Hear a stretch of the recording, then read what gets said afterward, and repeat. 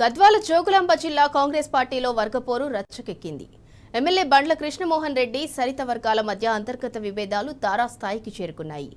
రెండేళ్లుగా అటు పార్టీలో ఇటు ప్రభుత్వంలో ప్రాధాన్యత లేకపోవడంతో సరిత వర్గం రగిలిపోతోంది.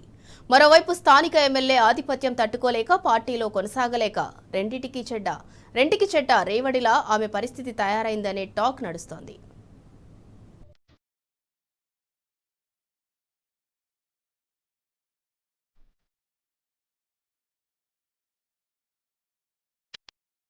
జోగులాంబ గద్వాల జిల్లా కాంగ్రెస్ లో వర్గపోరు తీవ్రస్థాయికి చేరింది.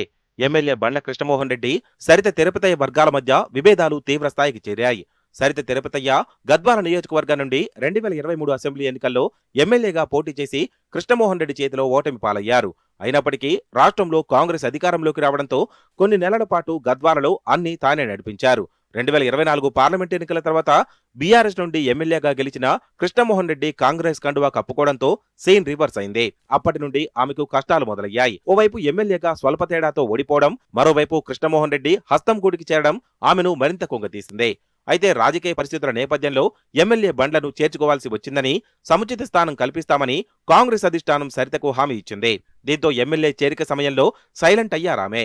రాష్ట్రంలో కాంగ్రెస్ అధికారంలో ఉండడం, అధిష్టానం బుజ్జగించడంతో ఏదైనా పదవి రాకపోతుందా అనే ఆశతో సరిత, ఆమె అనుచరులు ఎమ్మెల్యే చేరికను పెద్దగా వ్యతిరేకించలేదు.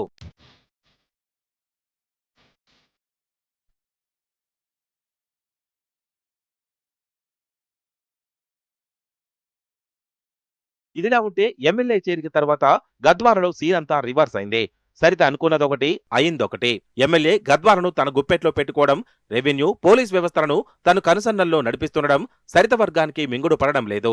మంత్రుల పర్యటనలో తమకు ప్రాధాన్యం ఇవ్వడం లేదని సరిత అనుచరులు రగిలిపోతున్నారు. అధికారిక కార్యక్రమాల్లో ప్రాధాన్యత ఇవ్వకుండా, వేదిక మీదకు పిలవకుండా అవమానిస్తుండటంతో ఆమె వెళ్లడమే మానేశారు. పార్టీ ప్రోగ్రాం, సమావేశాల్లో పాల్గొంటూ కాలం వెళ్లదీస్తున్నారు. రెండేళ్లుగా పార్టీలో, ప్రభుత్వంలో అంతా ఎమ్మెల్యే బండ్లదే నడుస్తుండడం సరిత జీర్ణించుకోలేకపోతున్నారట. నామినేటెడ్ పదవులు ఎమ్మెల్యే వర్గానికి దక్కుతుండటంతో ఆమె తన వర్గానికి న్యాయం చేయలేకపోయారు.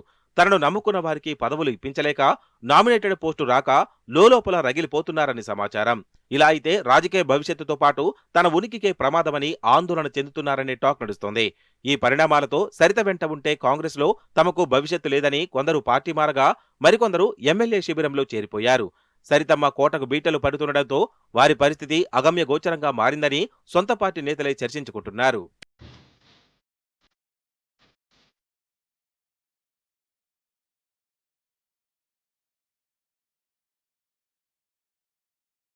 ఇటీవల జరిగిన గద్వాల మున్సిపాలిటీ ఎన్నికలతో పార్టీలో సరిత తన పట్టు పూర్తిగా కోల్పోయారు.